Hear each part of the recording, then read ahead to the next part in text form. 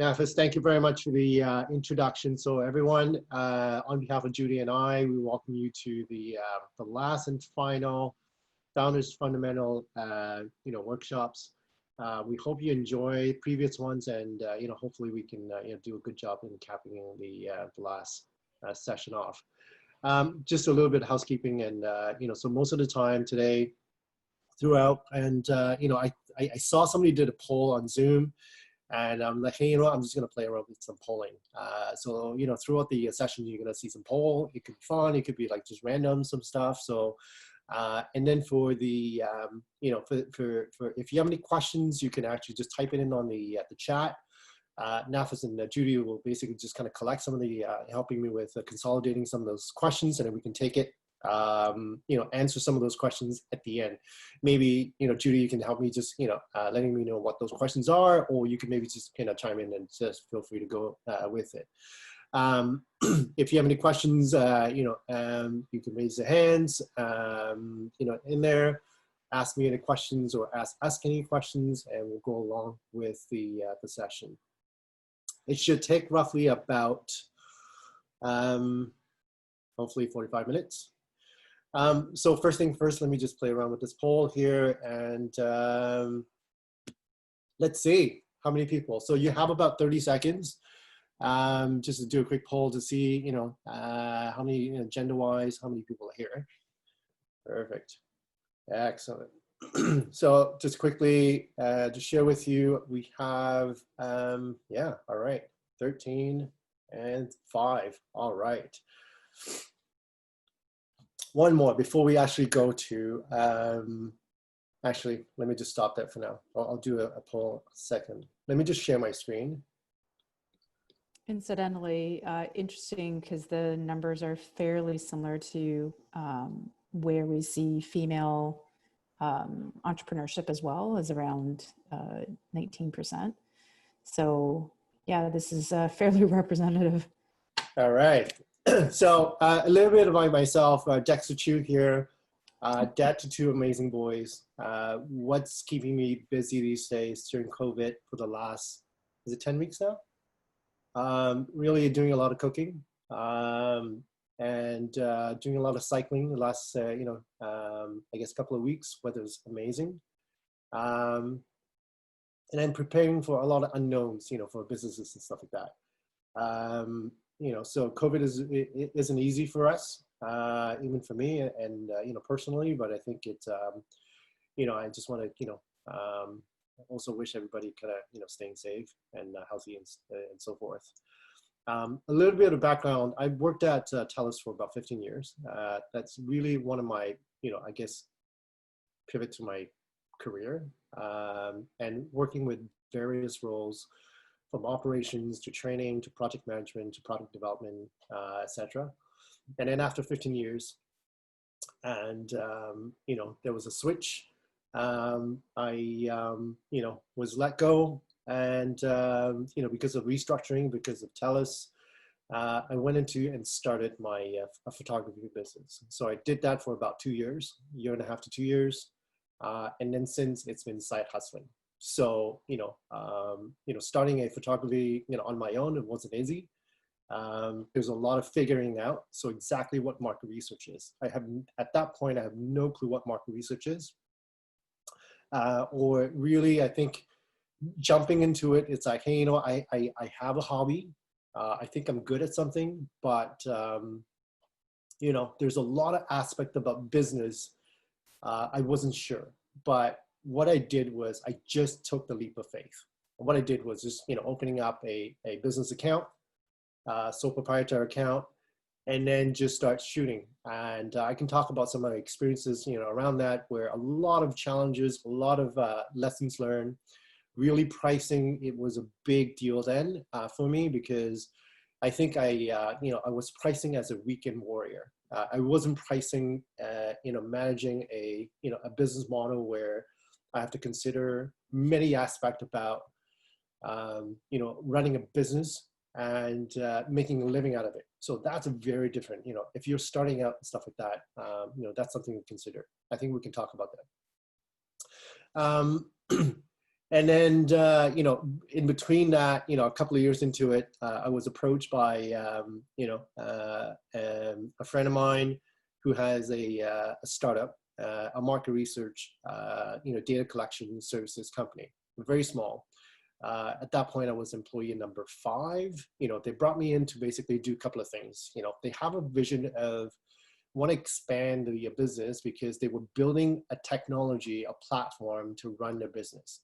So automation, data collection, a survey platform for specifically market research agencies. And they brought me on to learn about market research. So I had to do business development, doing, marketing, helping them basically just revamp their brand and get the word out there who they are. And, the company actually got sold, last year. That group, market research company, with a few guys, we actually started, Q1 Tech, which is about 4.5 years now.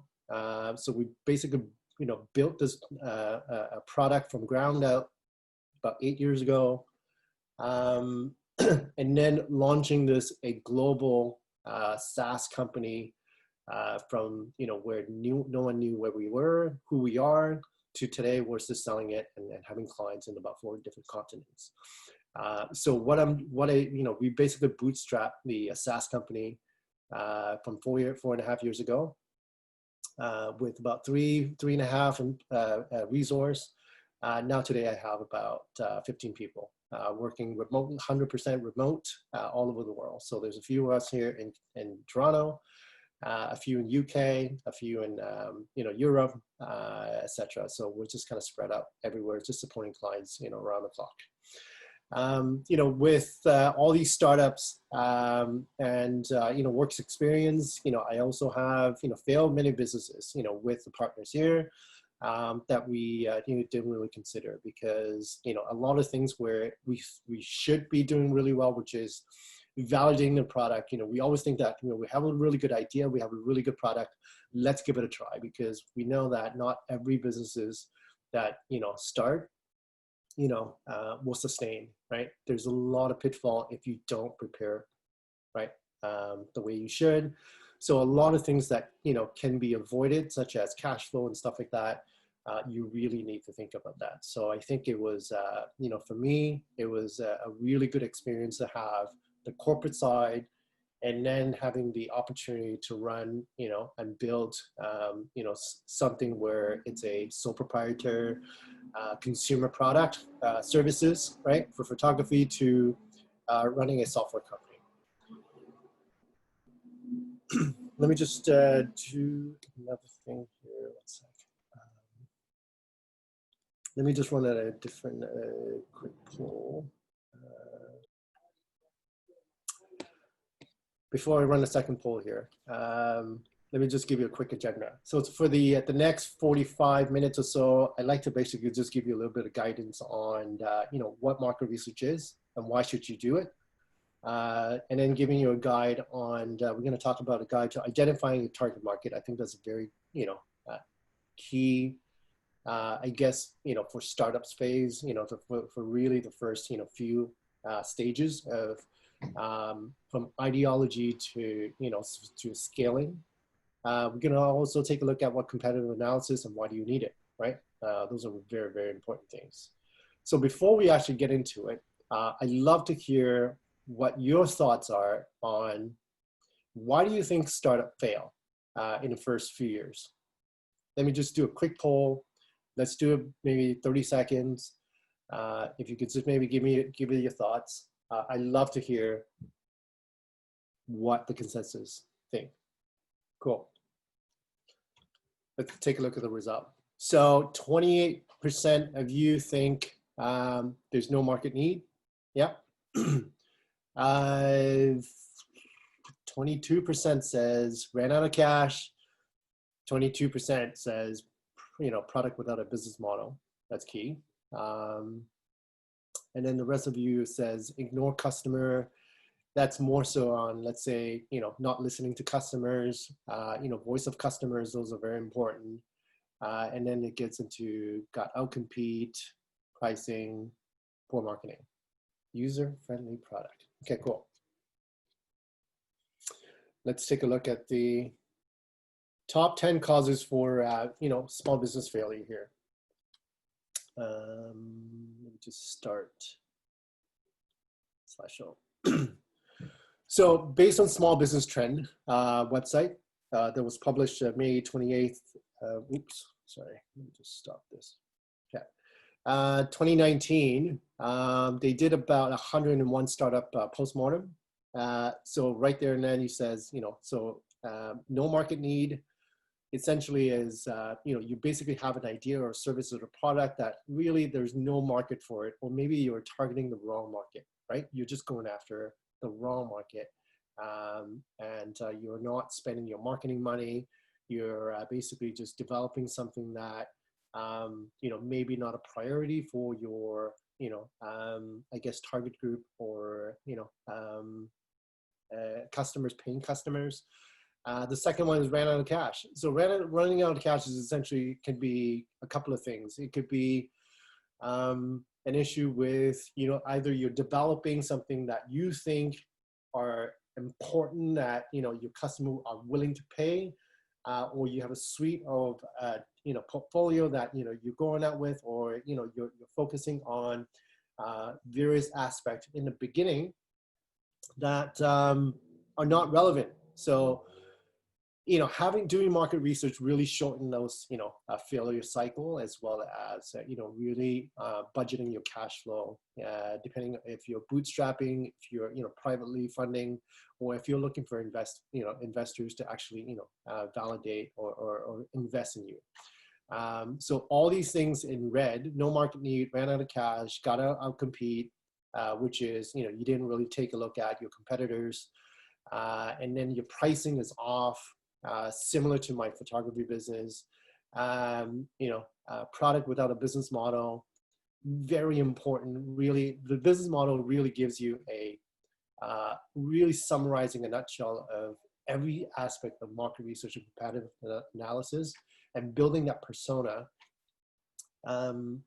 is, you know, really putting in those boxes, just so that you have a very clear direction and vision on how to execute your business, and how to actually bring your business from a ideology to, you know, MVP, to scaling, to growth, making money, and then really planning out for the next 4 to 5 years. Most companies will fail around where, you know, if you fail, it's very, you know, very common around that, you know, 3rd or 4th year. That's where you really run out of cash, because you're really just surviving and not, you know, getting any, you know, actual revenue. You're still in the red. Voice of customer is something that you always should, you know, I think I can't speak volume about, you know, listening to your customers, you know, their challenges, because it really helps you frame your marketing campaigns, where, you know, where your customers are shopping, and we're going to talk about that at a later time. Okay. So next, I got to run another quick poll with you, because I'm poll happy today. I swear there's only 6. And I'd like to actually take a look at who's in the audience today, okay? What stage you are. Let's give it about a minute, maybe 45 seconds, to take a look at who's in the audience.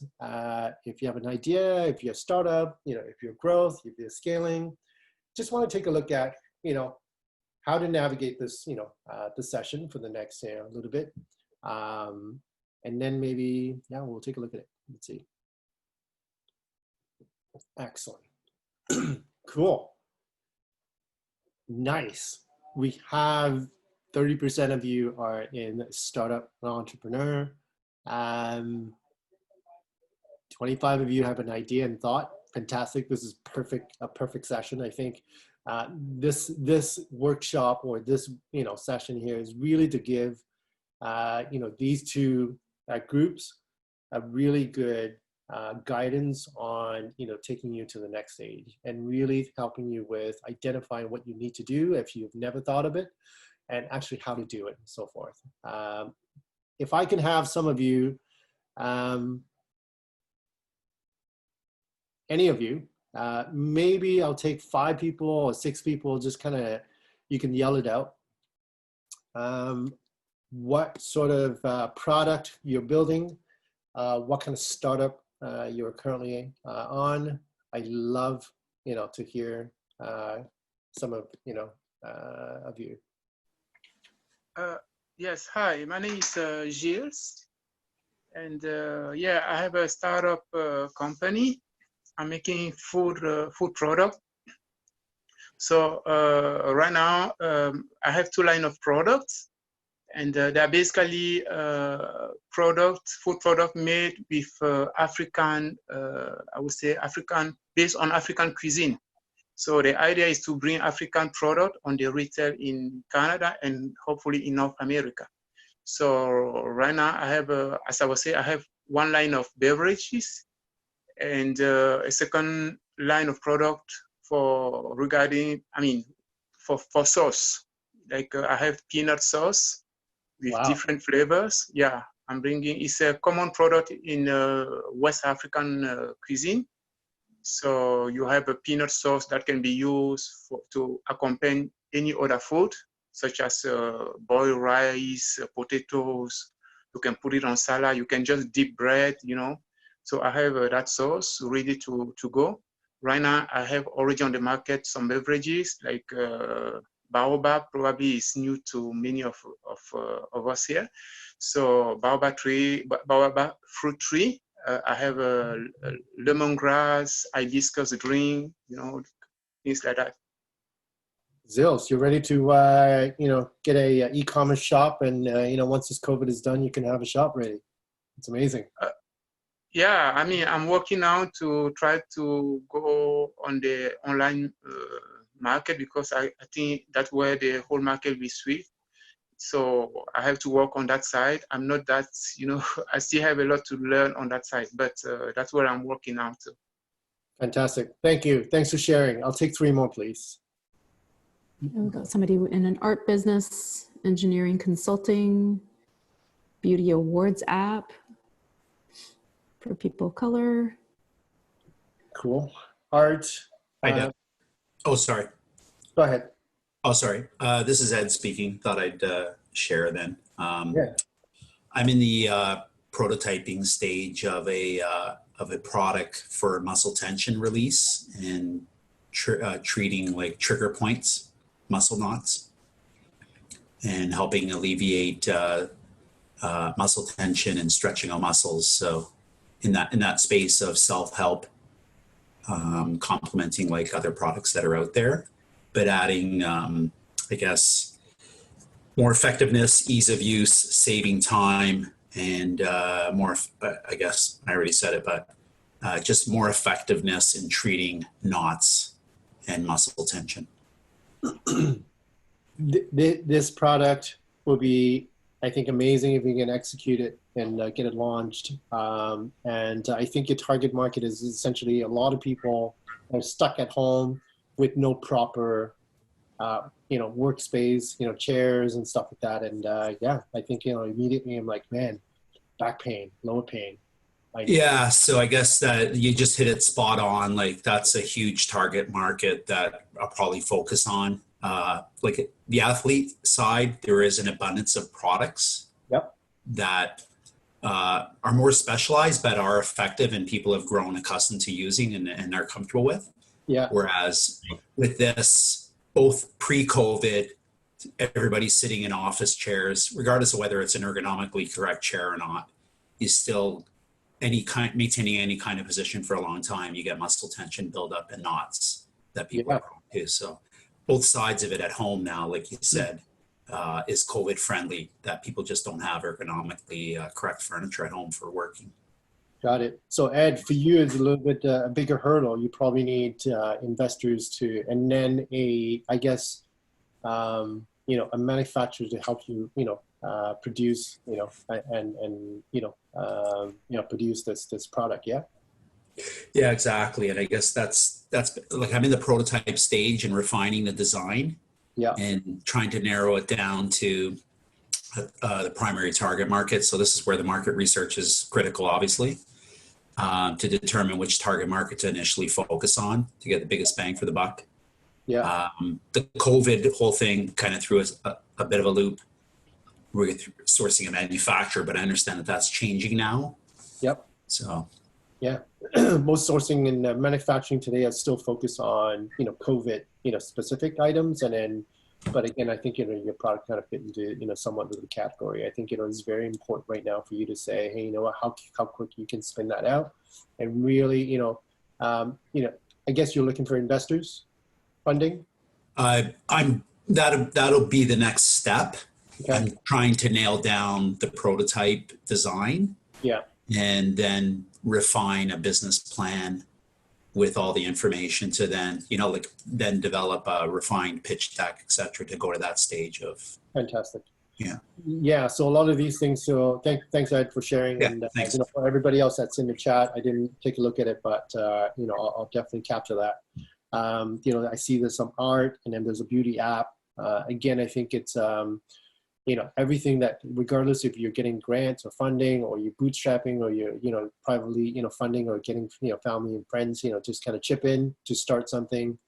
There's a lot of things that I think a lot of people that are going to invest in you will want to know a lot of information about what you're doing, have you done your homework, and stuff like that. So I'm going to always come back to this. It's not about who your product is for, how can I get it out there? It's for everybody and stuff like that. So Ed is kind of nailed it right there in saying, I need to find where my target market is, because prototyping and getting a specific funding, and for his product, you can't just put it everywhere. You can't just put it into. You need to find out where are your consumers, paying consumers, are really shopping or finding or searching for a product like that. Well, how would they know who you are compared to the other, let's say, Dr. Ho, right? Everybody knows Dr. Ho or doing something like that. But really, it's like you always need to go back down to the roots. The core is, who can I help? If you always, doesn't matter what stage or how many years is in business, whatever services and product that you're actually launching, if you can actually just think about, always just take a step back and say, hey, you know what? If things are not working, you need to reevaluate, your entire business model. And really going back to the root is answering, who can I help, right? Where is this group? Where is this individual? If I ask you today and say, hey, you know what? I have 1,000 people just standing right in front of you, right? Can you pick out who's your target market and who's actually going to pay, and who's, believes in your product, right? You need to find that group. You need to find that tribe. You need to basically identify and say, call them out, right? So how do you do that? A lot of things about market research. So why do you do that, right? Market research really is, if you take the time to do market research, it will really help you narrow down the problem that you're solving, right? So I'm just going to go back to what Ed is saying, that, hey, you know what? I'm building something very specific, for someone, right? It doesn't help everybody that has all sorts of pain, right? A very specific type, a problem, and where do I find these people? Where and stuff like that. So if you can help you, it will also help you focus with finding the people that that also need them and stuff. So for Zero's, for yours is, maybe not a lot of people know about, African beverages and spices and sauces and stuff like that. But, I know there's a target market. Maybe it's not a big community here, but there is a multicultural community here that are looking for that. So now is, how do you identify who they are? And then the next steps and how to actually launch it and get your word out there, and really not spending the right marketing spend and campaigns, and tell the right story whatever medium that is, and just so that you can actually budget whatever funds you have running your business. So it's very important. We're always going to touch on every aspect of the business, but market research is always going to be the core. How you should always think about that. Just take a look at something else here in a sec. Hi there. Hi. Hi, so this is MC. I'm Hi, Madhu. MC. Yeah, and I am in the educational services business. Yep. So, thanks to the online, expansion that's going on now due to the pandemic and everything else, I'm actually capitalizing on this time because, educational services, I'm focusing more on the online part. Yep. And I'm also looking to scale by developing courses so that my material will be not so much the one-on-one, but to a wider audience. And during this time, I've noticed that I have got a lot of response from people out of province. Yeah. So I'm always curious to know how they found me and, how many people are out there in the market, because I know at this point, I know what my niche market is. So I'm doing I'm trying to develop those courses. I'm still at it. It's hard to develop a course is hard. So I know the material, but it's just how to put it out there. Yeah. And my niche market now is banking professionals because I teach the investment fund licensing. Okay. That's my niche market. Also, there are other subjects like English, math. I'm doing ESL as well. Sure. And business subjects. So that's my target audience. But it's just like, as you said, it's where do I find the paying customers? I know these guys in the banks, they have a lot of money, but they don't want to pay. So I know the need is there, and I know I have a solution for their need, but it's just finding the right people who will buy my course. Absolutely. So those are my limitations as of now. But as I said, out of province is doing better than in province. Yeah, I mean, it's now everything is online. Really, you get to cover a lot more grounds, right? So MC, I'm just gonna touch on your use case. Just for a moment, if everybody, it's like, I think, first thing first is there's always going to be an ask, yeah, I think you know what you're trying to solve. You're really trying to educate somebody on, let's just say ESL. There's always going to be an issue, right? There's always going to be a need for it because, where we live and, for banking and finance and stuff like that, it's again, very niche, okay? If you're niche, there's people for it. However, I think, let's take another step back, right? Right now, it's just an idea, right? Is that right? Well, yeah, just a few clients, it's not that big, but yeah. Because I have all of these subjects, I'm not just depending on that one part, but that is like my niche market. Right. Because right now it's like, I think you're juggling with too many courses right now, go with the smallest, the smallest viable market. Out of, let's just say, I'm going to ask you right now, out of your 4 or 5 courses that you do have those courses outline how to facilitate it online to one-to-many or one-to-one, right? Yes. Okay. Now, if I'm going to ask you, out of the 5 courses, which is the one that has the most highest demand? ESL. ESL. Because I know what I found out from my own research, there are a lot of startups which are hiring teachers. So I don't want to be hired by somebody to do something. I want to do this myself. Yeah. Yeah. So I can do the lessons on Zoom or anything like that, right? For sure. What do you think? The demand is there. There's a lot of demand. Now that the schools are closed and everything, and so many people, I have students, Japan and China, and they're so eager to learn. I love to teach them. That's amazing. That's amazing. So I guess you started your business. You do have paying customers. Yeah. Not so much. Hard to get to be paid. Got it. You got to find a solution, right? I think you need to start somewhere. You need to find out, who's willing to pay and why, and when and how, right? So these are the questions. Hopefully by the end of it, you should be able to actually identify, how to actually get, answers to these questions that you have, right? I don't know how to actually find them. I need them to pay. I don't know who's willing to pay, but there is a market for it. Let's go find these people. Yes. Very nice. Okay. Thank you. You're welcome. So again, let's get into a couple of things. I think we need to figure out, what is market research and why do I need it, right? So let's run another quick poll right here. So you're going to be sick of poll at the end of this. And you're like, what is happening? Come couple of people. We have about 20 people here. I'd love to hear about. Doesn't matter if you have. Focus on. Have you done market research on your idea, on your product, on your service? Very close. Okay. So let me ask a question for the ones that says no. Is it no that because you? Let me just tick that back. Let me ask the people that has done market research. Who do you, I'll take one or two people. Let's start with one. If you can just unmute, let us know. I'd love to hear, people's voice. How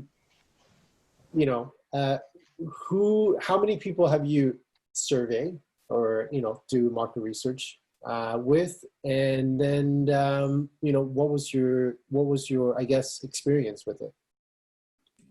I'll participate. Cool. All right. So market research that I've done, just given it's relative to the stage that I'm at. So it's been very limited but specific. Obviously takes a lot of time with what with the market research that I've been focused on, which has been targeting professionals that are in that space. So connecting with and meeting with registered massage therapists and chiropractors has been a big part of it. And then at the same time, close family members and friends, just because I'm at the design prototype stage where things are still confidential before finalizing a design, filing for a patent pending or anything like that, depending on which route I go. That's amazing. Thank you. Anybody else? Thanks, Ed. Yeah, no problem. No, not a problem at all. So I think, I think I can speak for Nafis and Judy and stuff like that. We've seen a lot of pitches. We've seen a lot of, companies. We talk to a lot of people in for people that has an idea or, the startup or thinking of, something along the line. I think where Ed is, very focused in terms of, where he wants to be and, the due diligence that he's doing right now is really validating that, the product he's coming at is asking the right people. If it's like, do I have, who's going to be using it? Why would they use it? And asking not just family and friends, however, just asking, healthcare professionals in that area that, have the expertise and, just giving him a little bit more validation and assurance which way he's going to go. Right. So amazing. Yeah, just to add to that, Dexter, the reason why I took that approach is just I kind of felt that if I can get the buy-in of professionals in that space, that they're potentially a seller to their clients of the product as well. Yeah. So I'm taking it from the advice on design and effectiveness. Yeah. But also, would you buy it? How much would you pay for it? And would you sell it in your clinic or endorse it? That's amazing. I think you also touch on a couple of things. So really trying to figure out that pricing, that cost model, right? As well as really, it's like, hey, you know what? If I only have this much money, going after, launching a startup, I also want to make sure that my marketing spend, I spend it wisely. And it's not about going after big, big advertising agencies or spending a lot of ad space and stuff like that. But, leveraging influencers, that's where, some of the things today, it's also a very key, an important medium, right? Finding out if, chiropractors, a physiotherapist, are these people that can actually help you put that product out there and then continue to promote the brand, the product, and you, right? So that's amazing. Really, really well done. Let's take a look. I also wanted to add that an interesting way to do this market research would also be to kind of pre-launch. Like I could pre-launch a course and then see how much response I get on that. Yeah. So basically, it's like you need user testers, right? You need to you need to test a product to see if it actually solves someone's problem, right? And not just a couple of things. We are actually going back to one of the top 10, right? Reason why business fail is the usability is not there. there's a no market need and stuff like that. Yeah, so if you have a service, if you have a product that you can actually just get it out there, prototype is ready, and let people test it, right? You know, in the beginning, maybe it will fail. Maybe you have to go back to the drawing board, right? I'll give you an example. So for our software, Q1 platform, it's a, you know, market research and data collection software. When we first launched, you know, so basically the product was built internally for our own use. When we first launched the product, you know, we actually sat down, you know, hunkered down for 12 months. We open up that hood and then make it, you know, prettify it, you know, make it sellable, making sure that everything makes sense as a, you know, for a consumer, not so much, you know, how I use it at home. It's almost like, hey, you know what, going back to Zales, you know, when you're drinking, you know, something at home, or you're making a sauce, or you're making a food, you know, and stuff like that at home, it's one way. But when you want to sell it, you want to make sure the package is nice. You know, you want to also making sure that it will last for longer and stuff like that. So these are the things that, you know, you have to consider. So going back to the software, it's like, the software, it's like, you know, when we open up the hood, when we just finished the, you know, version 2.0, we didn't realize, you know, under a few layers down into, you know, the system, when we just got a first client, they were interested, they were like, yeah, we want it, you know, this is perfect. But when they start using it, it wasn't ready, right? There were, you know, there's things that disconnect. And really that put a really bad, I guess, impression on your first client, right? And that could really make or break you, essentially. So, you know, you also have to be considerate and say, hey, you know, when you want to do a test like that, you know, want to make sure that get to the right people, your right target market, you know, the right people that are willing to pay and say, hey, you know what, just try it out and let me know, give me feedback, right? This is such a, you know, it's free, it's valuable, and that you can actually just, you know, continue to develop and enhance your product to make it, you know, just so that, you know, the next, you know, group of people that are purchasing it, they will love it. There's no issue with it, right? Just document every single feedback, you know, just so that you can actually reference back. And, you know, it's better for them to actually write it, you know, to you. And then you can actually just kind of, you know, just kind of trace it back to who actually came from, not just say, you know what, somebody actually said this. Who's that somebody? Because you want to actually go back to something what we're going to talk about is, you know, the personas. Who are these people are saying that, you know, giving the feedback that is not working or working. Then you can actually say, hey, you know what, for the people that need it and my product is still missing, you know, something, how do I go back, right? How do I go back and really take advantage, you know, of that group, that, you know, that target group, that, you know, that potential will hit, right? You don't want to sell yourself short, right? You want to continue to expand your target market, but always go with something that's viable, something that's within reach, something that you can actually just turnkey and sell your solution. Don't overthink it. Don't, you know, why didn't you, diversify your portfolio as, you know, so quick? You want to basically just, you know, focus and go small. And then you can actually, you know, let your product grow, let your client base grow, and just so that you can actually continue to inject, you know, revenue back into your company to grow, not just by yourself. But, you know, this is something that I guess you want to do this, all of you want to do this, you know, not as a hobby, but, you know, this is a career, right? You want to build a successful, scalable company. That's always a scalable, right? So when and where would you use, you know, is market research used? So, you know, I think most of you, you know, kind of touch on this. I guess, you know, for the market research is really on the concept phase, right? You know, you have an idea, you have a thought, and you say, hey, you know what?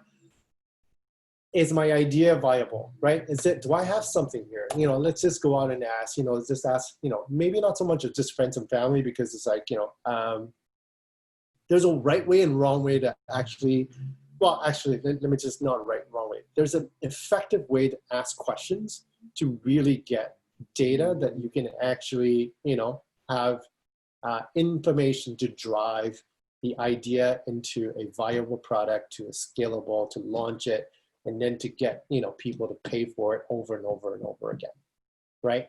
And then the second thing is, you know, in the alpha and beta stage, you know, that's where you want to do market segmentation. Now that you have an idea that, yeah, you know what, I survey about, you know, 500 people, right? Survey today is free.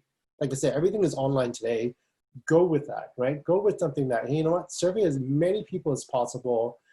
Just like MC said, you know, she has client base and potential clients, not just in Toronto, not just in Markham, not just at York region, but outside of this, right? This is the, you know, this is where you can actually cover, you know, more geographic and demographic that you'll never be able to. So really, don't let the crisis go to waste, right? And that's really is, since week 1 of COVID, that was my motto. Never let a crisis, you know, go to waste. Think of different ways. Think of what, you know, the outcome of this, and then, you know, take advantage of it, right? Price analysis is so important because you either price it right, you know, so photography, when I started photography, it was like, hey, you know what? I love to shoot. I know how to shoot. I know how to process, you know, photos, but I don't know how to, you know, price. Because I'm like, you know, right away when somebody's like, hey, you know what? I want to do a family shoot, you know, in Markham, you know, how much is it? I'm like, here's my number. I was like, wow, you know, for me, I'm like, that's a lot of money, right? It's decent, right? But I mean, you know, after my shoot, because, you know, you have to consider about everything that goes into building that business, right? And then sustaining it as well, right? You know, if you have reoccurring every day for the same price, fantastic. But if you're only getting, you know, paid for a shoot for one time, you know, and then you don't know when the next client is going to come, you want to make sure that you spread that out, you know, and you have to, you know, think about costs of your product, development, marketing, licenses, your gas, you know, your electricity, your accountant, your taxes, and all that stuff. Really, it's like, so net out, you know, my really first 6 to 8 months was, you know, it's like, at the end, it was like, you know, I was making, you know, it's like doing calculation. It's like actually not doing a lot of money. I'm actually losing money every shoot, right? So not until that, where I, you know, take a look at, you know, competitive market, other photographers, I actually look at, how are they pricing? What are they charging? What is the product and stuff like that? So pricing is a very key, you know, interesting way of, you know, starting a business. Even for my software business, it really took me a year and a half running different models. So I went with a clear and simple pricing, one price. I went with a tier pricing. I went with a pay-per-use pricing. And, you know, really testing out different markets. So right now, we know who our target market is. I know exactly my target market. I know how to actually speak to them. I know how to actually frame a solution that right away is like, oh, you know what, that's exactly what I want, right? And I also know how to actually price it by region. So Canada and US, I have a set standard pricing. You know, for Asian market and South Africa market, I have a different pricing. In Europe, I have another pricing. And UK, I have a totally different pricing. The only pricing that I'm still struggling right now is in Australia and New Zealand. And that's the only pricing I'm still trying to figure out. That market group, what is that sweet spot where I say, yes, you know, I will be able to get them into it. You know, that is, you know, we're going to take a look at it. Competitive analysis is really taking a look at not to compete with your, you know, I think Julie and I, when we facilitate this course in York region, many times now, we always have a very interesting aspect to competitive analysis. It's like, you shouldn't lose sight of who the other guys are and what are they selling, and never trying to compete and say, you know what, if I'm selling coffee, don't sell it to the same, you know, don't sell it to the same demographic, because they already have that market, right? So I'll give you an example. Dunkin' Donuts and Starbucks. So Boston did a research a few years ago. They did a research on Dunkin' Donuts and Starbucks. So they basically said the demographic and personas of people, they see more taxi drivers and construction people actually going to Dunkin' Donuts. That's a very, you know, clear-cut demographic. They market it, you know, they have messaging that goes after that demographic. But Starbucks is also a coffee a franchise, but their demographic is very different, right? Their demographic is they believe strongly about where the coffee beans are coming from, that brand, the lineup, the cup, the service and stuff like that. They want that. So it's a very different market. Even though both companies sells coffee, they go after a different demographic. So, so Starbucks were able to identify, we're not going to go after this demographic, but there's a huge chunk of pie out there where I can go after. So basically they did a competitive analysis and a SWOT analysis and say, look, take a look at what it's missing and who else is drinking coffee is not buying from Dunkin' Donuts. And then it's like, hey, you know what, let's just brand it and let's go after this. So you should always look at how you should differentiate yourself from that. And then, let's just go and take a look at a couple of things. Qualitative and qualitative research. These are a couple of things on something that we call primary and secondary research.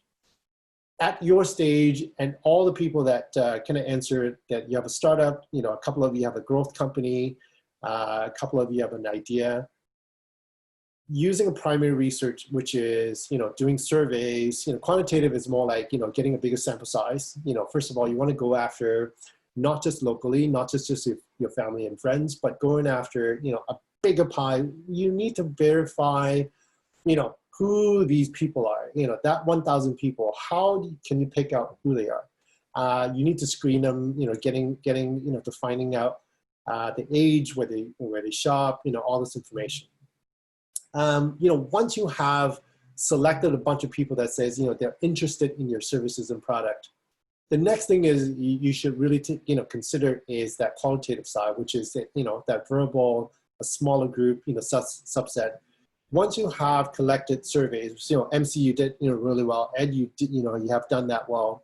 So you really need to basically now qualify that that bunch of people that you did survey with, and sit them down in a group and validate that data that you have collected, those feedback that you have collected now, and say, you know what, I survey a whole bunch of people, right? I just need to find out that what are your thoughts on these 4 or 5 things that of all these people are talking about my product and service. If you can validate and confirm that these few things are still stays true, then you can actually run with it. And then you then can focus on how to spend your time focusing on what to build, how to sell it, how to market it, and stuff like that. So, for Ed, like, yourself, and say, hey, you know what, you may go to retail, you may go to like, healthcare, physicians to sell it for you. But, let's validate, which group is actually the best group if you have a small budget to go with, right? And just go hard with that, right? So you need to validate that. And then ultimately it's like, doing survey, doing focus groups, hearing it from voice of customers is one thing. The best feedback, the best voice of customer is really, once you find somebody who's willing to pay, sit them down and then actually ask them about a lot of different things and let them know and listen to them about, what are some of the challenges, how to use it and stuff like that. Let them give you information on how you can actually target your product. You already know you have a good product, you have a good services, you already, you already understand that you have a viable product. Now, how do you actually go out and say, you know what, this is how I should sell it. This is where my customers, where are, Dexter, right? That this customer is willing to pay. This person with this, persona, buying behavior, where does he shop? Yeah, I wonder if we go to the next slide, because you have some great questions on the. Yeah. So how do you ask? Let me just go to view. One sec. Enter full screen. So the discussion type is, there's a couple of things. What we call it in market research is called screeners, or qualifying people, right? You want to basically ask some questions like, you know, some people is like, hey, how do I ask questions? How do I do this? You know, I know how to do, I heard of surveys, I heard of focus group, I just don't know how to ask the questions. Asking questions about, you know, survey is not about saying, hey, do you, you know, take a look at this, you know, take a look at this pen, do you like it, right? It's like, yeah, sure, maybe, no, right? You know, would you, you know, but really understanding a little bit more, let them tell you more about, you know, telling to see if they're the potential buyer. When would they buy? When would they trigger them to buy? Where do they go? So, for example, if you want to ask about warm-up question, is like, you know, tell me a little bit about your background. So tell me a little bit about who you are, you know, where you came from, why did you attend this, you know, this workshop? Starting an interview with a question, right? So basically, you want to basically just see if this person knows much about. I'll go back to Ed. Do you know much about this, you know, muscle relaxer, you know, massager or whatnot, right? Have you heard of it? Have you used it? You know, if they're like, I've never used it, never once, you know, in my life, then they're not qualified. Never go after these people who give you a feedback. But if it was a, hey, you know what? I have an actual massage chair, Obis form chair, really literally next to me. And then they'd be like, hey, you know, okay, Ed, Dexter might be a good candidate to, you know, survey to find out a little bit more about my product. And then next is like, you know, example questions. So give me an example of a time, you know, when did you buy, when was the last time you bought this, you know, massage chair or this back massager and stuff like that? And you want to see the frequency, right? So how do you, you know, always ask with a very open-ended question. And a direct question will be, where do you go? So this is best for factual questions or unique concrete answer. It's like, where do you go? MC, like he was like, where did you find me? You know, how did you find me? You know, for people in Japan, like you said, or people outside of, you know, Canada, you say there's a lot of people like are inquiring about your, you know, service and your courses. You'd be like, a question you should be asking is like, where did you find me and what did you search, right? So these can prep you for SEO or SEM when you're building a website. And when you want to do a marketing spend, let's just say on Facebook, on Instagram, or you know, for somebody it's an art or an app, or maybe they go to a certain community or forum, you know, website all the time. You want to find out where they are and then where they actually go often, and how often they go. And you can actually spend your marketing ad there and really drive that funnel in to get the interest. Indirect questions would be like, for example, what is the biggest challenge you face? This is so key because going back to is like, how can you help? What problem are you trying to solve? And how, you know, who you're solving for. So really it's like, you need to understand the world and, you know, how they actually frame their challenges. Because if you can, you know, this is really cool for marketing at the end. Once you have consolidated all the information and you want to basically tell a story on your website, you want to do a positioning or maybe you know, elevator pitch. These are the key words and how your buyers are expressing or explaining them to you. These are keywords that you should really document. So going back to MC, it's like, hey, MC, these are the things that I think you translated what your potential buyers or people that are willing to, you know, buy your service. This is how you actually translate what they say. But you should actually record or have them write or verbal, like, you know, and capture those language or even body language.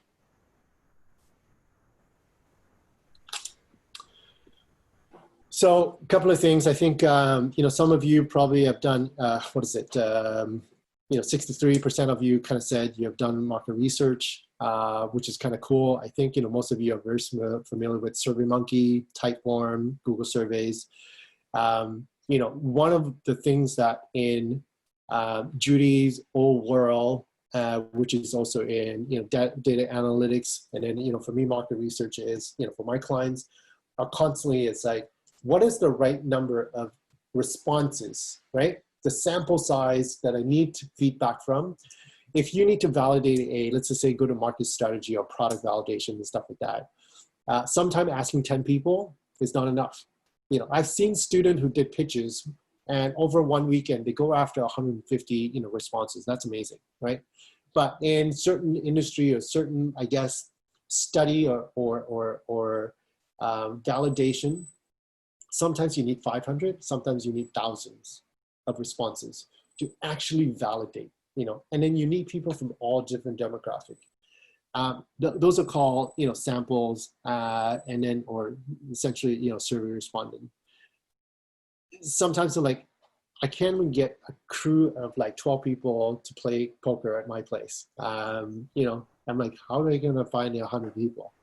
You know, SurveyMonkey is pretty good with, they actually has a platform in the back end. Once you create these templates, they have a lot of different templates in there. You can actually buy sample. Basically, you select your demographic, your geographic, and personas of these individuals and say, you know what, I want 500 female, 500 male. Here's some, you know, personas about them. And you can buy, it could be like, you know, a few dollars per, you know, per person who completes it. And if you need to validate, you have a budget for it. And you can basically use whatever survey that you've created for market research or validation, you can actually send it out to them. So that's another way to actually get, you know, a good chunk of sample size to validate that idea discovery, you know, discovery and stuff like that. If you go into, I'm not sure about Google Survey. I don't use Google Survey much, but SurveyMonkey and Typeform, they actually have interesting template if you've never used that before. So they have templates such as, if you want to do a market validation or market research study, they have pre-populated, you know, templates, like 10 questions that you can use and maybe tweak the actual language and content. For you, or if you want to do a you know, customer experience or feedback sessions, satisfaction, they also have different templates and they're all free. So if you don't know that, now you know. So just wanted to add one piece of consideration. So for those of you guys who are in the ideation or, you know, just validating some assumptions, when you're trying to figure out what it is that makes this consumer or persona tick, and whether your needs are going to meet there. So Ed, you know, your idea about the pain, the way that you're going about it is exactly the right way. You're doing a lot of kind of primary research where you're conducting interviews and focus groups. So it's much more kind of open-ended verbal things. The screener that Dex just showed you is great for that. When you get a little bit more concrete in terms of your examples of what it is that you're going to provide, then I would go into the survey and you're getting very tangible numbers. If you're getting a lot of qualitative and you're getting kind of just, you're not really sure what you're looking for yet, you're just looking for information, make sure you go back to the screener questions, the open-ended ones, so that you can collect more information that you never even really realized. So the more specific you get in your idea, and the numbers really matter in terms of statistics, then you move into survey. So I wouldn't suggest using a survey when you're trying to figure out what product you should launch next. I hear that a lot, and it's a really, really bad way to use a survey, because you don't even know what it is that people are looking for without asking them. And unless you've already decided, and then you've actually decided it for the consumer. And I just wouldn't suggest that. If you are kind of wondering what price point to charge, and you've got, you know, kind of 3 different price points, that's a good idea to start getting into a survey. Yeah. So when you have something really tangible, you know exactly what you're looking for in terms of feedback, go into a survey. When you don't really know, default into much more just personal, qualitative conversations. Thanks, Judy. That was a really good point. I think it's, sorry, is somebody going to say something? Ed. I just said thanks, Judy. I appreciate the feedback. Yeah, no problem. Yeah. So I think it's, you know, running, you know, validating your idea and thoughts, you know, those are really, it's, you know, early stages that really just, you know, just get on the foot and walk around and ask, you know, get feedback and stuff like that. Really is just getting those little nuggets and validating those, and then the surveys and questionnaires and qual and quant and studies. Those are really, you have to be very focused on what you want to find out, what you need to discover, and what you need to validate. Not a I want to build I want to develop a pen. It's like, hey, it's like, where do I go from there? People are just going to give you very random stuff that you cannot use that data for anything at all. So I think always start with focusing on exactly what you want to find out. Yeah. I just want to add to you guys, just to understand a bit of because I've been trying to be creative in this approach by tapping into, okay, who's the intermediary to the market? Like, where's an intermediary to the market? While I can go direct online and sell direct to consumer, by going through these professionals, I'm asking them those questions, right? To say, hey, what's the main way that I can help your clients from a self-help perspective that would complement what they're doing, so that I'm getting their support.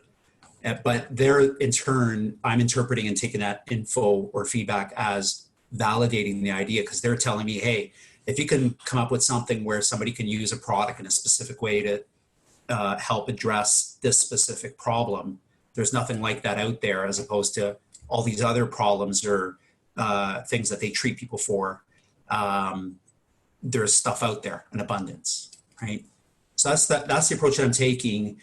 And once I can nail down and finalize the design and get their final blessing to say, hey, yeah, there's the wow factor, that's when I would then switch over and start spending the money on market surveys. Would you agree? No, you actually have two different clients. You have two different targets, is your issue right now, right? Because you're trying to have a B2B and you have a B2C. Yep. So if you end up because you even said in the beginning, you were thinking of potentially selling it to the care providers, right? Well, I saw that as an ancillary way to sell it, even initially as a minimal viable product, to say, hey, at a low cost or for free, can I put it on your shelf and get some feedback from initial customers at a discounted price, right? I mean, the same thing you're doing with the care providers, you can do with consumers as well. I wouldn't wait, because it's the same process. You need to understand what's actually their pain point, like pun intended, right? Like you really want to understand where they're suffering, what their things are. I mean, you're going to get a professional opinion, which is going to be slightly different than the person experiencing the pain.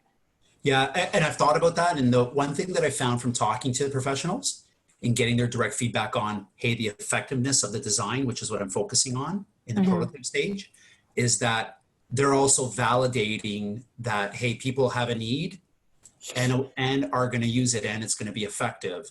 But the mass market is direct to consumer online, of course. They're not going to be the mass market. They're going to be more of the test market. Yeah. So I wouldn't wait. I wouldn't wait until you. Yeah. No, I would develop your persona of the person who's going to use your product now. Yeah. Not the person that's not the reseller, right? You basically, it's a channel for your product. It's not the actual consumer who's actually going to be buying and using your product. Yeah, like I just saw them as a vehicle to use in the initial stage as a free or cheap way of getting this in the hands of some customers at a discount to get their feedback through them or directly. Absolutely. Yeah, but the goal is to go to direct to market. Yeah, no, and you're not, there's nothing wrong with what you're doing. It's just, you want to add to it. They're a great resource. They're a great source of information. Yeah. A lot of things, what they're going to say to you is going to probably be similar to what you're going to gather from the end user, but you never want to not gather information from the end user. Okay. So you think that I'd be more productive in starting to survey my target market? Or even just talk to them. So like, same thing that you're doing with the providers. Like I would reach out to people who are, you've got a ton of people who are working at home right now who are suffering. Like I'm one. You could survey me. Like you could like reach out.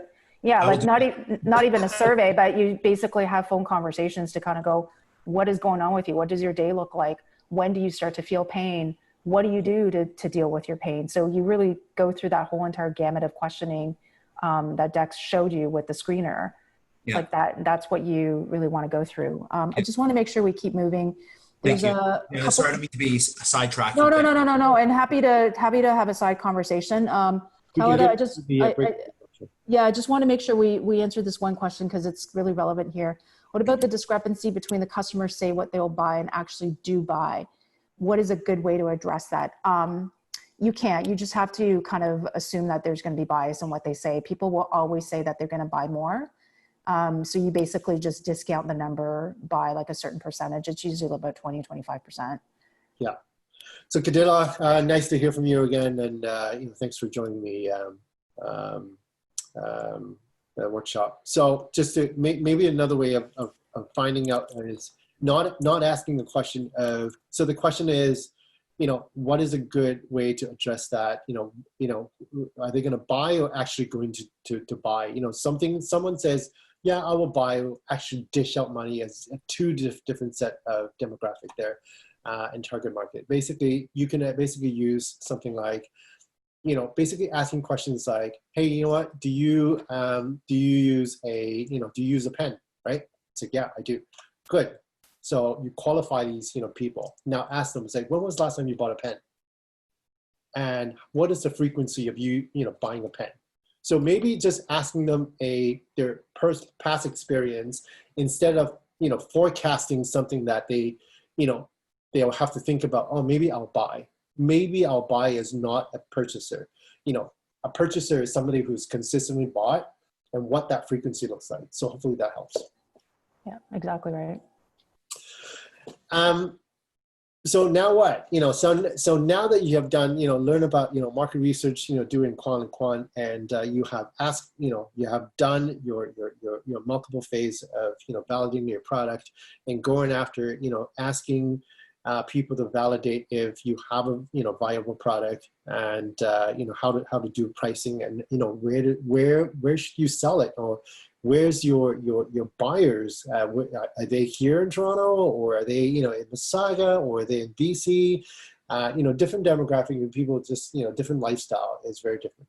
So now you want to get into, what the personas and geographic and demographic persona. So now that you have collected feedback overall, you always should have collecting feedback. You should always document and have an archive of information from, your beginning stages all the way, continuous as you scale all the way to until you exit. The very important thing here is now you should put these people into a bucket. This is where, this is all a lot of Judy's, coming up with a lot of good questions, so she formulated a bunch of different things. You should always capture and categorize every individual you put, you talk to and say, hey, what is their role? What is the typical day like, right? What does the, good day look like, and what are the goals and challenges? And, so I think this also answered, Cadilla, your question. It's like, hey, when was the last time, let's say, if you're coming up with a let's just say, I don't know, like a shampoo, right?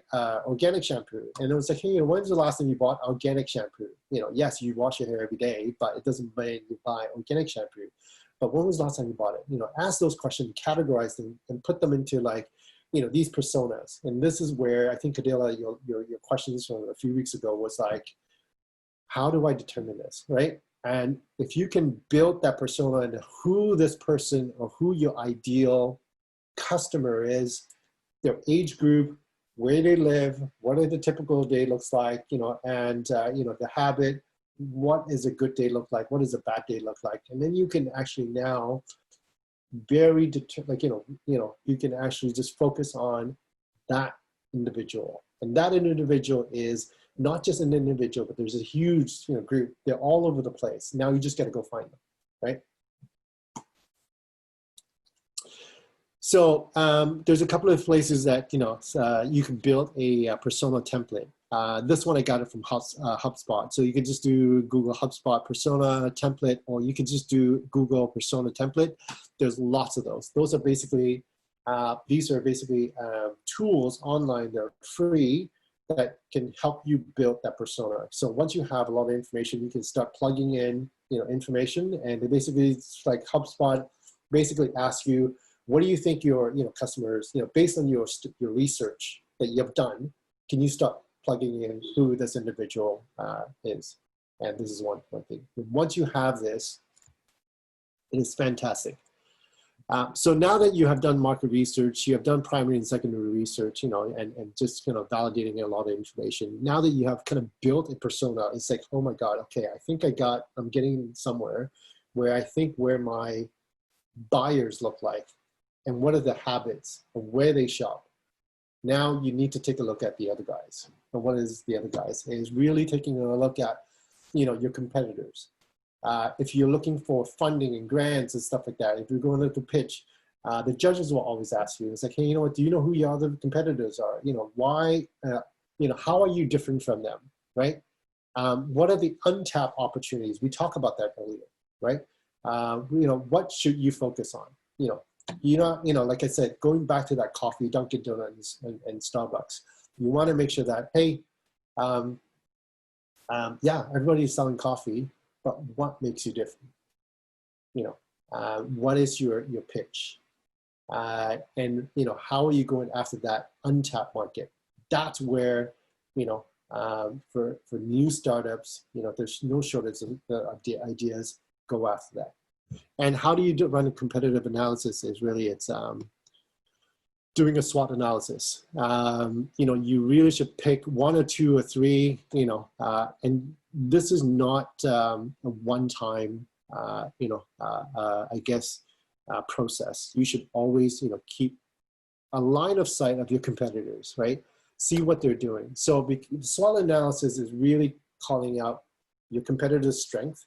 Once you highlight what they are, also the weaknesses, opportunities, and threats, right? So really, you can actually go after the opportunity, and then their weaknesses, and then go after that, demographic of that group. And that's where, that giant will always going to be giant, right? That they're going to continue to sell to that, they have a continuous repeatable client that are always going to, those consumer goods and stuff like that. Now, how do you go after the very niche, the people that believe in, let's just say, certain type of photography, or certain type of, let's just say, organic, products, certain types of, going back to you, Zills, your, African beverage and spices and stuff like that. Those are the things where, there's other market that sells, spices and beverages for unique stuff, but where are your market? You got to find them. Cool. Great. SWOT analysis is very, very, very cool. And you just got to sit down maybe with a couple of people that, your founding members and whatnot, and really just, uninterrupted and just kind of, just sticky notes, just go nuts with it. Once you have all this information, so you have, taking a look at your customer segment, who the early adopters are, go after, putting everything into a business model, right? So you also want to take a look at what is their real problem. Hey, you know what? I think Ed, you know who they are, what the problem, you want to find that solution. And then a couple of key things here. Once you have this, you have a very clear vision of your business, a good direction for the next 6 to 12 months.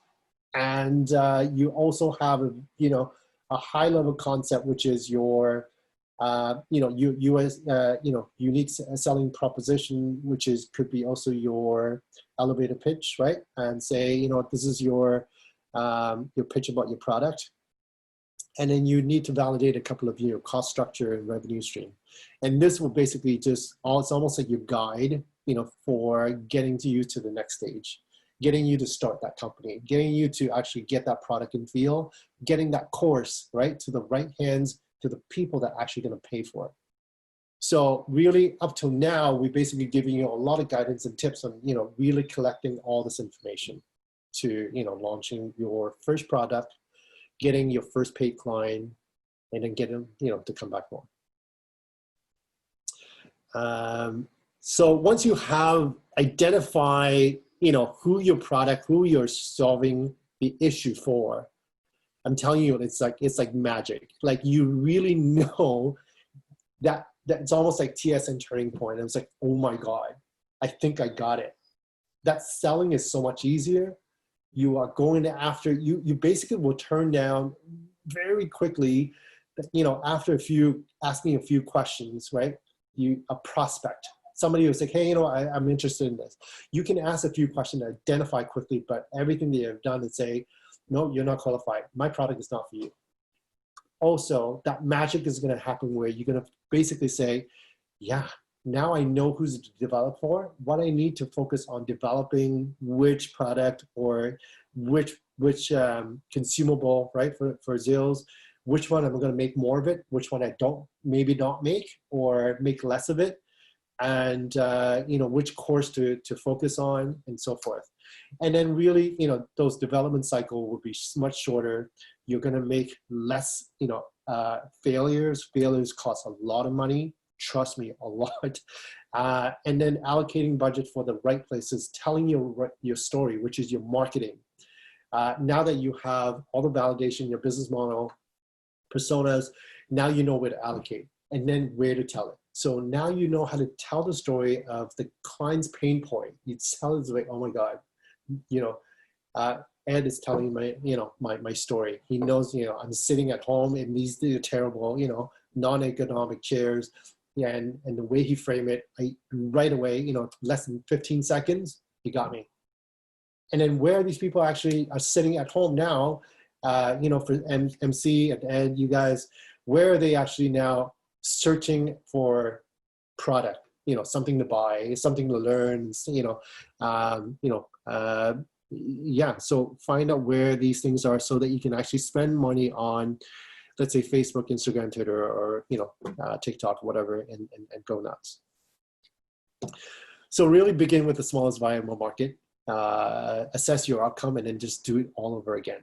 Like I said, always do it all over again. I have never stopped, you know, continue to actually just do this year over year with the entire team, reevaluating my market, reevaluating my pricing, reevaluating my product development, and making sure that, you know, I foresee and grow with the client, but also be one step ahead of them.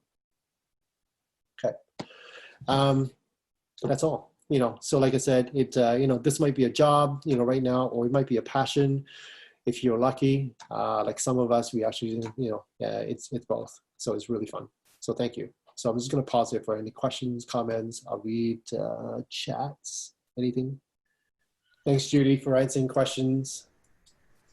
I just want to say, sorry about that. Go ahead. No, I was just going to say there are a couple of questions, but yeah, no, absolutely. Go ahead. Oh, I was just going to say thank you very much for the time. Appreciate it. That's all.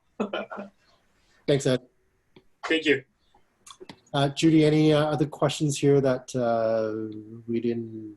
I think there was one that we missed. I can't remember. Hold on, let me just go back up. We answered the one about discrepancy. Oh, there was one around COVID. Oh, that was a good one. Just in terms of, you know, things have changed. I did type in an answer. Did you, John Cruz, are you still on? Oh, I'm still on, yes. Hi. Yeah, so it's a good question. Yeah, so just a little bit of background. So what, where I'm at is that I'm in the wedding industry. So I've developed an app that connects wedding professionals to couples. Realized that that the B2B2C aspect is where is not the right place to be at this point. So I've kind of pivoted and changed where I need to go. But then one of the other things I realized is that because wedding professionals are really hard hit about, you know, in this industry, nobody really wants, we can't, they can't meet with anyone, that kind of thing. You know, it's a very hard hit industry. And so a lot of the assumptions that I had, I think are still there. They haven't necessarily changed, but because of COVID, it has changed, but it's a temporary change. So one of the things that I found is that they're no longer able to afford some of the things, and even if I have the value, and I think that to me, I think that really all market research is all about finding where the value is, and they can't afford it. So I think I'm at a point where now, how do I get to a point where I can meet their price and value ratio without necessarily giving away the farm? It's a good question. So I think you really need to take a look at your entry, your barrier to entry, what that, what that cost looks like. And then really just kind of budget out and say, hey, you know what, is it right now that you're looking to get back into the black, or is it, hey, you know what, you just got to grind it out until to see what this other side looks like. And then because this industry is not going to go away, people are not going to stop. People are not going to stop getting married. So just like any recession, all prices for everything is going to come down except for some, right? For essentials. If you can actually just lower it to a point where you can still be sustainable in terms of, bringing home the bread, just to make a living, what that looks like, you really have to actually budget out, to see in the next 12 months to see if it's a viable business to get into. Okay. But like I said, if it's an app, maybe your barrier to entry is very little. You don't have to worry about that. And continue to build that client base. That client base is going to basically over the next 12 to 24 months is really going to if this app adds value and benefit, like you said, it will continue to generate influence, buyers experience, and that really good market and marketing for you organically.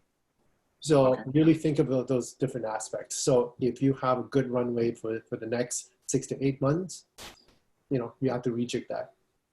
Okay, so it's basically the fundamentals are still there. We just have to rely on the runway to see if we can tide out the rest of it. Yeah, for sure. And the other thing where, like I said, in the beginning of my slide is really think about diversifying whatever that offering you have, right? Can you actually come up with? Don't just stick with one, because you can't predict. Nobody in this room here or anywhere can predict what 6 months is going to be happening. Nobody. I can tell you, guarantee. If somebody has the crystal ball, they're amazing, right? I can tell you that.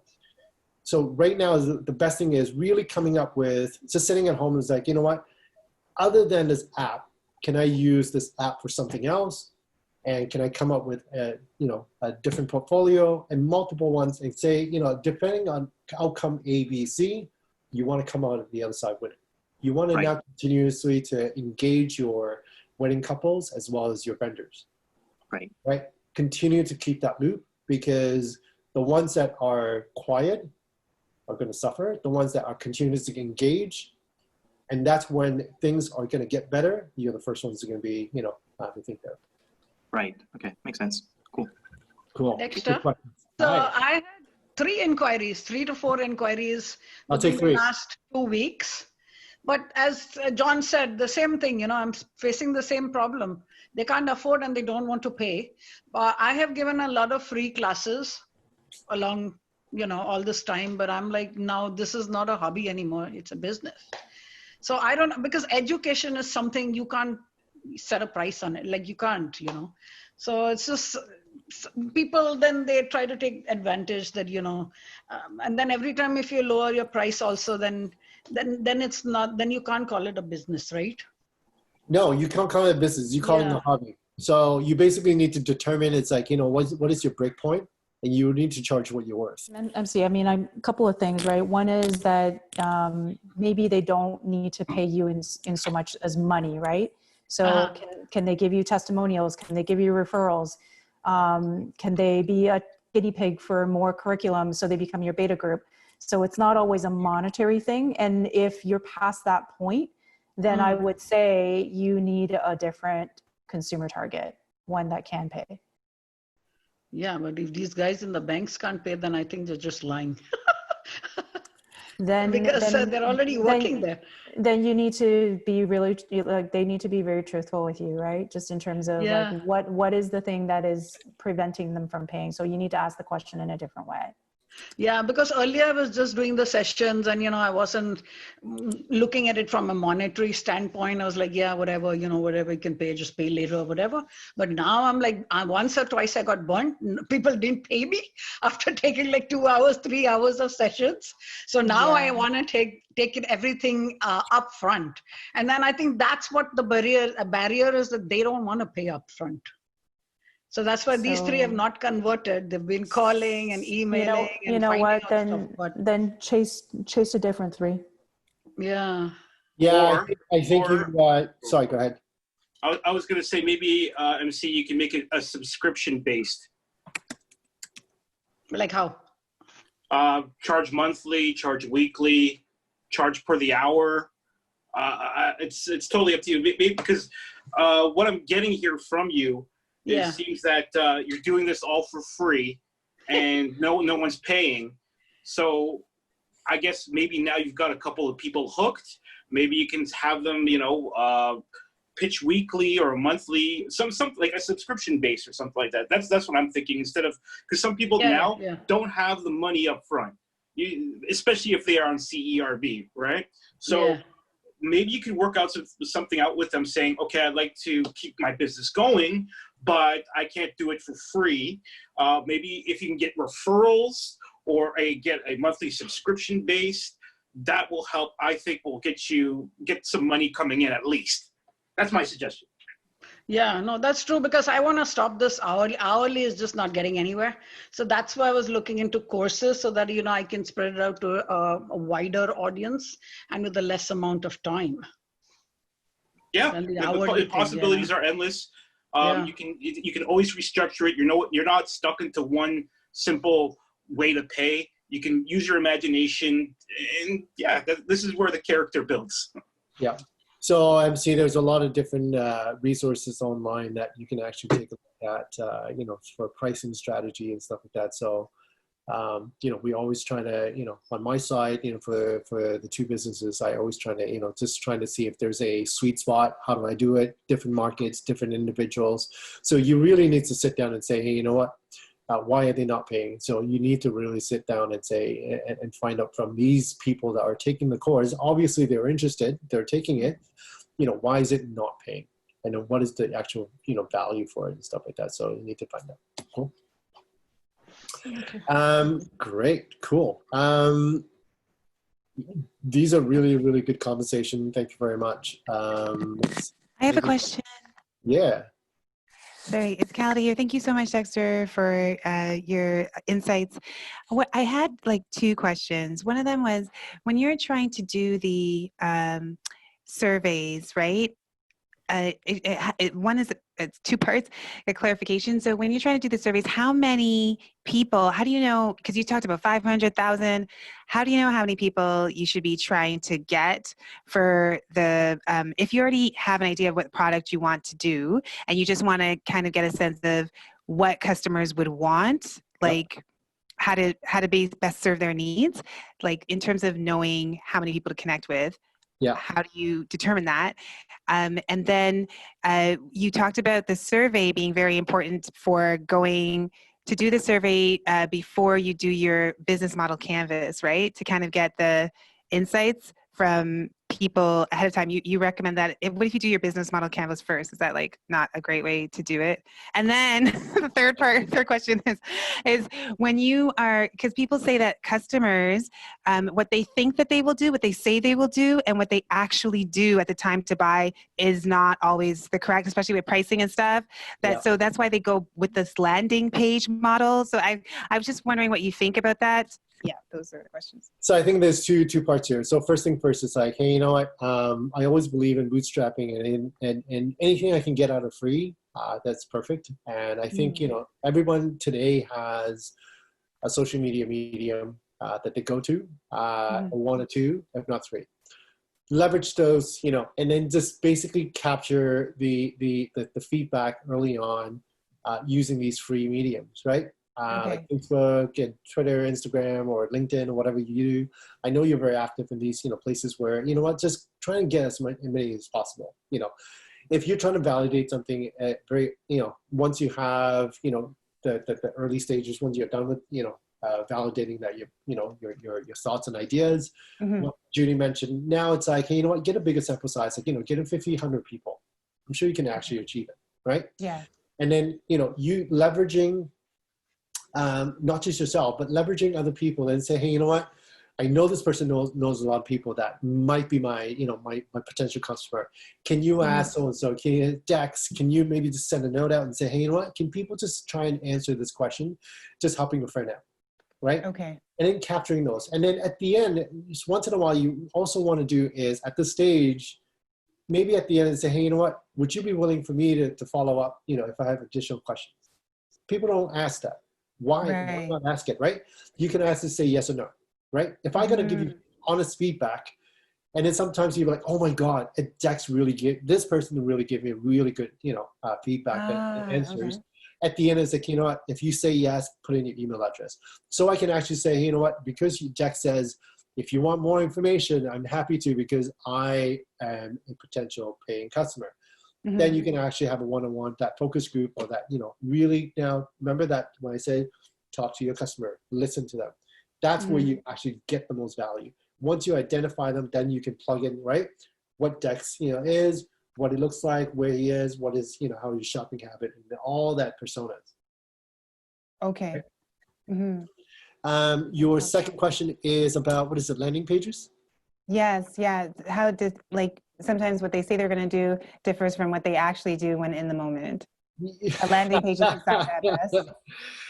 Yeah, I mean, like, you just don't get excited. I think we get really excited when somebody say, yeah, I might, I'm going to buy it. But it's like, when you say, here it is, pay up. It's like, they're like, they ghost you, or, you never hear from them, or they actually never had the intention, right?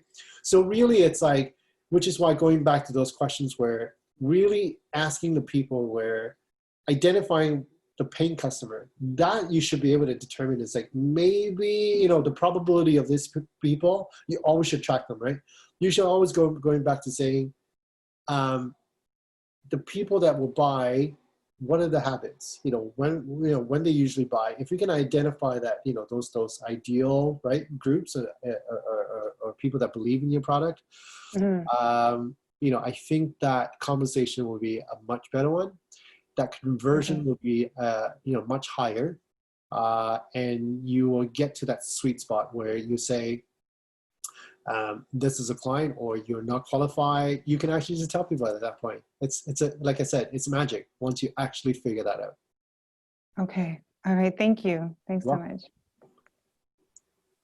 Any other questions for any of us? I think instead of breakout room, I think this is a good forum to share.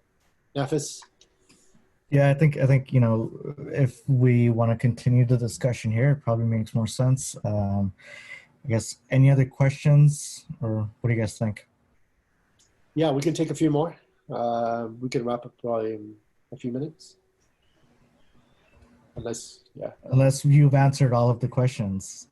I think we did, and thanks to Judy. And I think because we usually facilitate this together, I think it's kind of cool for her to actually answer those questions, while I'm kind of facilitating. So it's almost like tag teaming. Fantastic. So I guess, Judy, did you want to say anything? Nope. Wonderful. Oh, Aaron had a question. So how do you decide on sample size for market research? Sample size is like, at this early stage, I think, based on the idea stage, or beta stage, alpha stage, even to really, to see if you have a viable product. Like I said, anything close to 100 is good at this point. If you have 50 people, even for Ed, he's done probably a few dozen.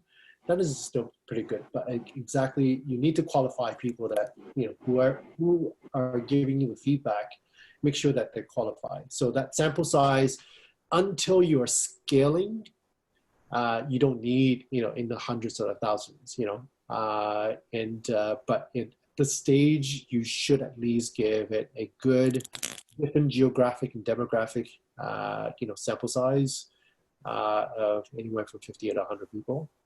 If you can get it to, around there, you're pretty solid. I think you should have a good a mixture of feedback, and you can actually group them. Hope that helps. Judy, I saw you had, I think you had a comment. Yeah, and I was just gonna say, like, I think 100 is kind of the standard number for something that you're trying to kind of use as qualifiers. But if you can go lower, if it's not something that you need to, you know, either present to a customer or something like, so retailers usually will want that 100 mark. But I have seen stuff that you can have way less than that, as long as the feedback that you're getting is fairly consistent or the data points are fairly consistent.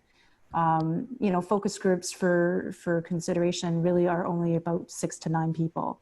So it kind of depends on what it is that you're trying to do, and the information that you're getting back. Like if you're getting a lot of different data points, you probably want to widen out the sample size, or maybe even tighten up your target. Yeah. So that your screener is working harder for you. Yeah. Hopefully that makes sense.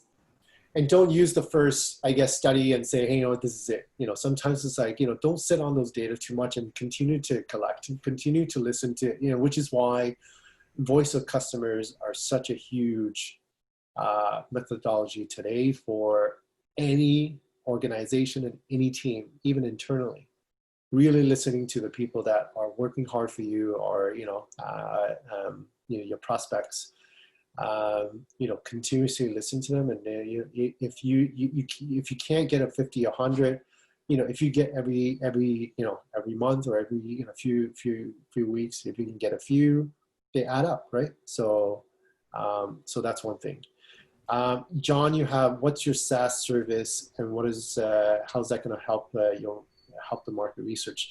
Yeah, so basically the Q1 platform is a automation, machine learning and project management survey data collection tool. So basically all in one. So basically it's anybody that wants has a database that they want to continue to profile and automate managing and sorting and mapping a database, and build profiles. Right, personas and profiles, geographic and demographic. We have a system that actually, you know, help you map and continue to like automate and grow that database into what we call a panel. People that opt in to say they give you permission, right? Because we, in this industry, we have to think about privacy. They have to give you permission to say you can actually send them, invite them to surveys or focus groups, and then pay them. So that system basically, you know, once it's in the system, you can actually create or develop or script a survey that we have in-house, or you can use SurveyMonkey, Qualtrics, or any other, you know, survey tool, invite people, collect the data, and basically loop everything back into to give you data analytics and stuff like that. So this is a B2B software. Hope that helps. Cadilla, explain paying for a survey through SurveyMonkey again. I think, again, going at this point is to validate your idealized customer.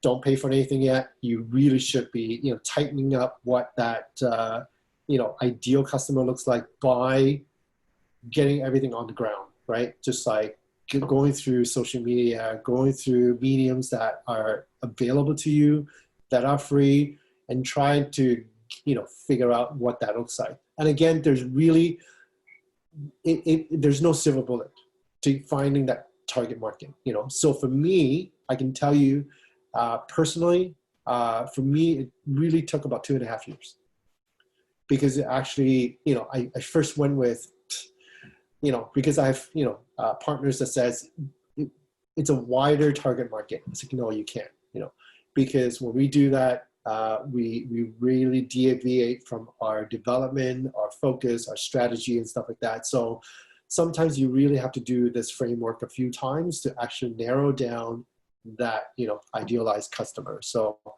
how often do you collect data? Voice of customer is always, you know, feedback. People that buy from you, ask them why they buy it. After they buy it, ask for, you know, customer satisfaction survey. It's a very short survey. You say, would they buy it again? Are they happy with it? You know, the good feedback, keep it. You should really take the bad feedback and really work on those.